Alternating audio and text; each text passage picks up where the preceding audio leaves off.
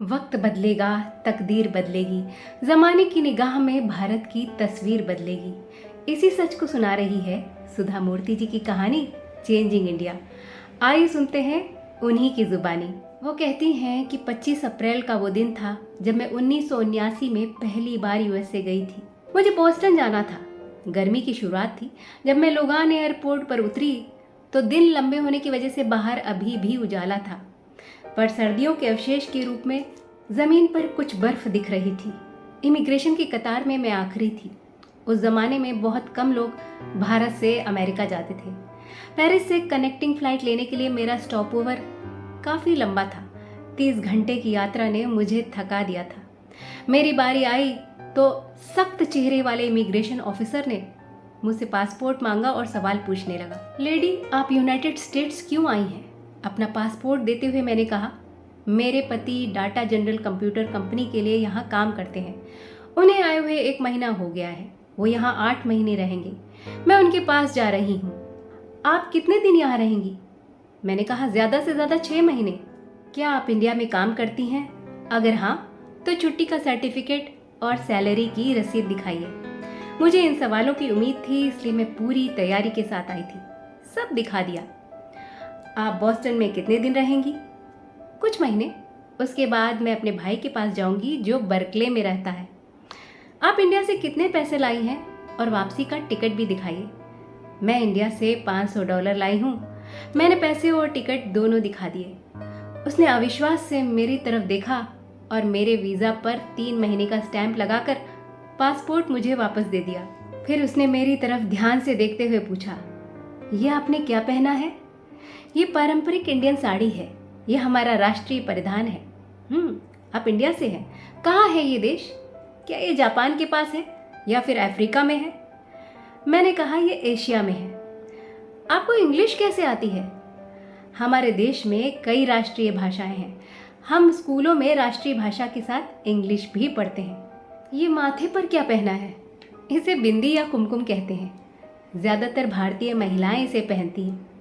क्या ये किसी जाति की सूचक है? उसका मित्र बोला, मैंने इंडिया के बारे में एक डॉक्यूमेंट्री देखी थी। वहाँ लोग विधवाओं को जला देते हैं। वहाँ 2 ही तरह के लोग होते हैं, या महाराजा या फिर भिखारी। लोग सांपों से खेलते हैं। हाईवे पर गायें घूमती हैं। क्या ये सच है? उसकी इस अशिष्ट टिप्पणी से मैं स्तब्ध रह गई। विधवाओं को जलाना कई 100 साल पहले बंद हो चुका है। वैसे भी हर राज्य में हर विधवा नहीं जलाई जाती थी, और अब वहाँ कोई महाराजा नहीं है। अब भारत एक लोकतांत्रिक देश है। और हाँ, सांप जू, जंगल या फिर अपने बिलों के आसपास होते हैं, जैसे कि किसी भी देश में होते हैं। गायें हाईवे पर नहीं, गाँव में सड़कों पर घूमती हैं। मैंने उसे तसल्ली से समझाया। उसने पूछा, क्या आप हाथी रखती हैं? मैंने हंसकर कहा, हाथी रखना इतना आसान नहीं है, पर हाँ, मैंने कई हाथी देखे हैं। उसने कहा, ठीक है, अब आप जा सकती हैं। मैंने उसे मुस्कुराकर धन्यवाद दिया और कस्टम काउंटर की तरफ गई, जो उन दिनों बहुत सख्त होता था। कस्टम ऑफिसर ने पूछा, तुम इंडिया से क्या लाई हो? मैंने कहा, ओह, यहाँ बहुत कम इंडियन स्टोर है और हमारे पास कार भी नहीं है, इसीलिए मैं घर के मसाले लाई हूँ। उसने ऐसे देखा जैसे मैं मसाले नहीं, कोई बीमारी ले आई हूँ, और एक डंडी का इस्तेमाल करते हुए उसने मुझे मसाले दिखाने को कहा। मुझे बड़ी निराशा हुई। मुझे अपने देश के इतिहास और 5000 साल पुरानी सभ्यता पर गर्व है। उस जमाने की बाकी सभ्यताएं इस धरती से मिट चुकी हैं, जबकि सिंधु घाटी सभ्यता के अवशेष आज भी दिखते हैं। पुराने समय में विज्ञान को हमारा योगदान, हमारी एस्ट्रोफिजिक्स कितनी अच्छी है। 2000 साल से पुराना हमारा गद्य पद्य का विशाल साहित्यिक संग्रह बताता है कि हम लिखना जानते थे। हमने नृत्य संगीत के विभिन्न रूप बनाए, उन पर किताबें लिखी। हमारे स्मारकीय मंदिर अद्भुत आर्किटेक्चर की मिसाल है।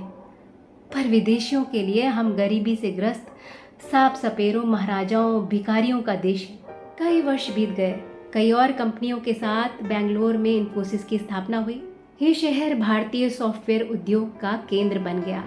बेंगलोर अपने आप में आउटसोर्सिंग का पर्यायवाची बन गया।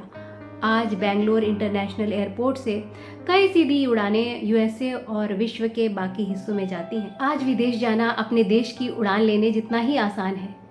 अगली पीढ़ी आत्मविश्वास से भरी टेक सेवी और मेहनती है, वो अच्छी यात्राएं कर चुकी है, जो पश्चिम को भी नजर आता है।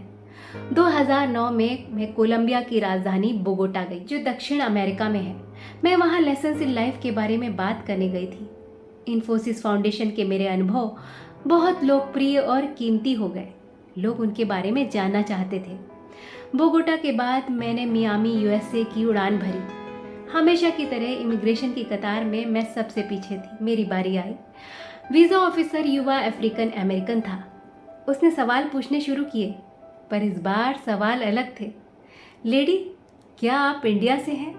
हाँ, मैं इंडिया से हूँ। मुझे पता है, ये आपका राष्ट्रीय परिधान साड़ी बड़ा प्यारा है और जैसे आपने पहना है मुझे पसंद है। मैंने मुस्कुराकर धन्यवाद दिया। आप कहाँ से आ रही हैं? मैं दक्षिण भारत के शहर बेंगलोर से आ रही हूँ। और मैं जानता हूँ, बेंगलोर सॉफ्टवेयर का केंद्र है और बहुत सारे लोग बेंगलोर से मियामी छुट्टी मनाने आते हैं। वैसे आप यहाँ कितने दिन रहना चाहती हैं?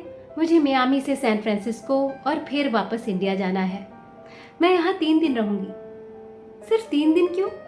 मुझे स्टैनफोर्ड यूनिवर्सिटी में काम है, उसके बाद मैं वापस जाऊँगी। नहीं नहीं, आपको पता होना चाहिए, हमारे देश में बहुत सारे सुंदर प्रदेश और यूनिवर्सिटीज़ हैं। 3 दिन में आप हमारा देश नहीं देख सकती। उसने वीज़ा पर 6 महीने की मुहर लगाकर मेरे हाथ में पासपोर्ट थमा दिया और कहा, अब वीज़ा आपके पास है, क्या मैं आपसे कुछ सवाल पूछ सकता हूँ? मैंने हाँ में सर हिलाया। आप इंडियंस इतने अच्छे कैसे होते हैं? आप कोई नॉनसेंस बात नहीं करते। आपका नाम किसी आतंकवादी लिस्ट में नहीं होता। आप काम से काम रखने वाले प्रोफेशनल लोग हैं। मैंने मुस्कुराकर जवाब दिया, हमें इसी तरह की ट्रेनिंग दी जाती है। मैंने पूछा, आप इंडिया के बारे में इतना कैसे जानते हैं? उसने कहा, ये कोई मुश्किल नहीं है। मियामी में बहुत सारे इंडियन रेस्टोरेंट्स हैं जहां मैं हर वीकेंड खाना खाने जाता हूँ। वहाँ आपको क्या पसंद आता है? तंदूरी चिकन, तंदूरी टिक्का कबाब और बिरयानी।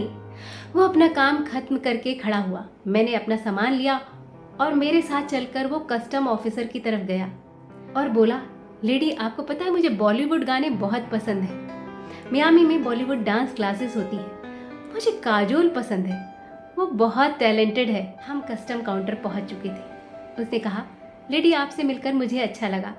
आपका दिन शुभ हो। आगे जाते हुए मैंने अमेरिकन एक्सेंट में उसे गुनगुनाते सुना, सूरज हुआ मध्यम, चांद ढलने लगा। कस्टम ऑफिसर ने मेरी तरफ देखा ही नहीं। उसने मुझे हाथ हिलाया और आगे जाने को कहा।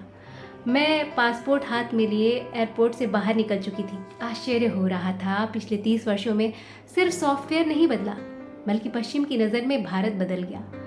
अब वो गरीबी का मारा, सांप सपेरों और हाथियों का देश नहीं है, और इसका कारण आत्मविश्वास से भरे विदेश जाने वाले भारतीय हैं, जिन्होंने अपनी पहचान, अपनी संपत्ति बनाई है, कड़ी मेहनत से पश्चिम का मुकाबला किया है।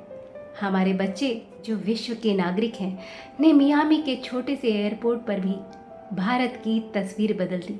ये कहानी इस बात का एहसास कराती है कि दुनिया के हर देश में भारत और भारतीयों की अपनी पहचान है और बहुत इज्जत है। तो ये कहानी अच्छी लगी हो तो वीडियो को लाइक करिएगा, शेयर करिएगा और चैनल को सब्सक्राइब ज़रूर करिएगा।